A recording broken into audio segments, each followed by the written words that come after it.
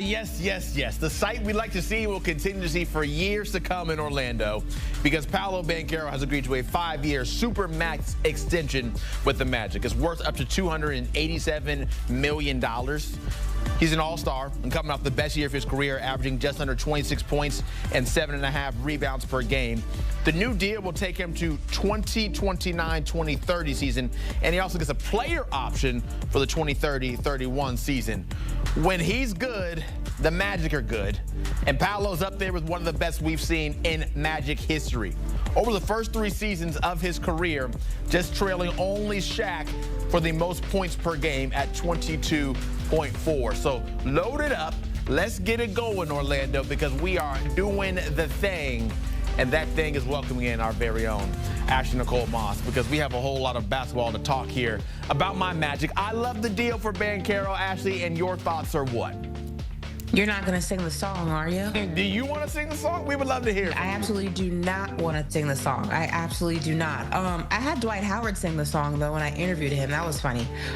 Look, I love the extension. I think it was a no-brainer. I think when you have a player of Paulo's magnitude, when you have him within your franchise, within your organization, and how important he has become in such a short amount of time, and what he really means for the future of this organization, you have to pay somebody like that. And I'm just happy that even with all of the changes that we have seen with the new CBA and the second apron, and how teams are trying to stay within a certain bracket when it comes to that, they're still paying the guys who are important to their future, and they're still paying the guys who are going to be important to ultimately what the main goal is, and that's to win championships. Obviously, last season did not go the way the Magic wanted because of injuries to Paulo and Franz Wagner, but I think that when healthy, there's so much upside to this team. They get Desmond Bane, that's going to help them offensively and from a three-point angle, but there's just so much potential with this team. I'm not saying next season they're in the contender talks,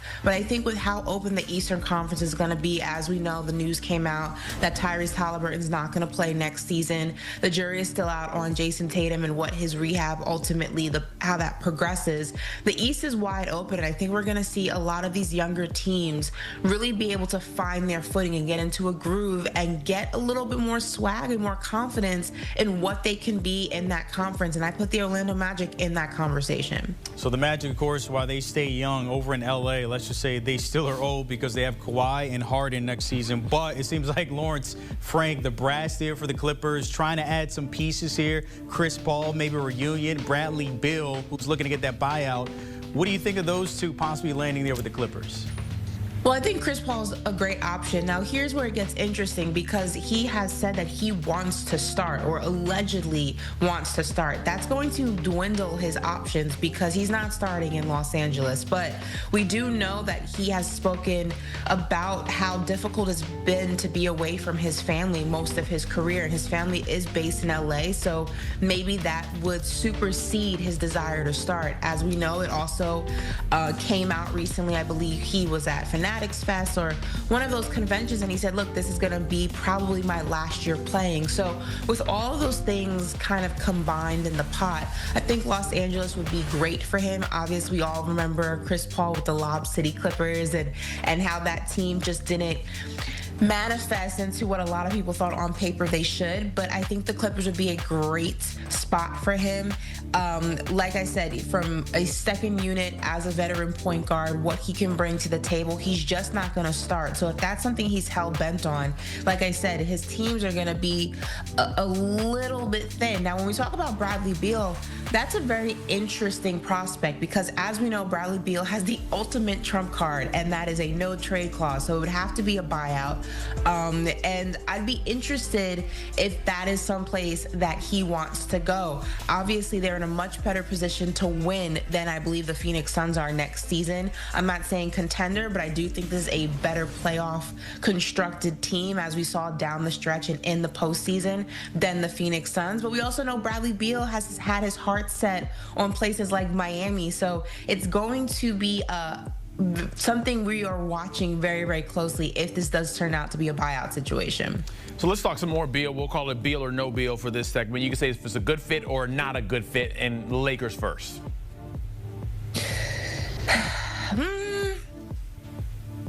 I'd say good fit because Lakers need all the help they can get. All right, so Lakers, San Antonio, the Spurs, Beal or no Beal? I'm going to say no Beal. I think that the San Antonio Spurs, I really like what they are building with a young team, and I just don't see where Bradley Beal fits in that. How do you feel about the fit with the Bucks? Beal or no Beal with what they've got going on, maybe make Giannis happy? It doesn't really matter what you do with Giannis. He's 1 foot out the door anyway, and I don't think that Bradley Beal wants to go to Milwaukee. Again, I think if he gets bought out, he's going to want to go someplace a little bit warmer than that. But when you talk about the Milwaukee Bucks, I just feel like, look, this is the reality of the situation. They're doing everything they can to appease Giannis, which I'm not mad at. Everyone needs a relationship like that. But I just don't think it's going to ultimately change what the end goal is, and that this is not a championship team, and Giannis still and Ken wants to win a championship, and he's going to go where his best option is sooner rather than later.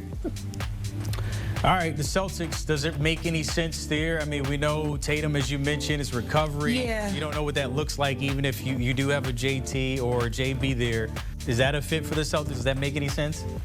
The Celtics are interesting because it would be a very short-term situation, right? You're not going to the Celtics that are in a position to win a championship next season.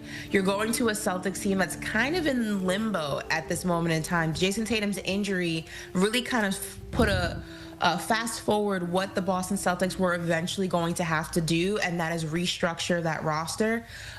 So for me, I don't see Bradley Beal kind of going back to the East Coast for a situation that isn't what we know when we think of the Boston Celtics. I think realistically, outside of Miami, who has just always been on his list, I see him wanting to go someplace where he can actually possibly contend or at least be in a position to go deep into the playoffs. And as great as the Boston Celtics are and as great as Jaylen Brown is, I think they're really going to struggle without Jason Tatum next season. And I just don't see any player who's not of a particular age, like an Al Horford or someone towards the end of their career, wanting to do that. So, Ashley, forget the Heat. You know, we don't need to talk about them, because what I'm curious, is it Beal or no Beal with the Orlando Magic? We need shooters. He's a shooter. He could be the perfect fit as Brandon turns in his chair. Like, I need him to be locked in just like you are. Pardon my back. The issue is that although it would look good on paper, and I do think the veteran leadership of Bradley Beal, and to your point, he is a scorer and all those attributes that he has as a player, he's not going to start more than likely, and that's probably going to be a deal breaker, because when you look at the Orlando Magic starting five, especially with acquiring Desmond Bane, their starting five is pretty much set. So you bring Bradley Beal in, and who are you kicking out of that starting lineup, Zach? Jalen Suggs, I'm sorry, you might have to go to the bench. I think that's what we'll get the defense coming off to run things. That might be what we have to do. He's recruiting everybody. He don't know. He just wants everybody. He just wants everybody. But, yeah. No, I didn't say I want Luka. Straws here. It would make sense. He went to school an hour and a half off the road in Gainesville.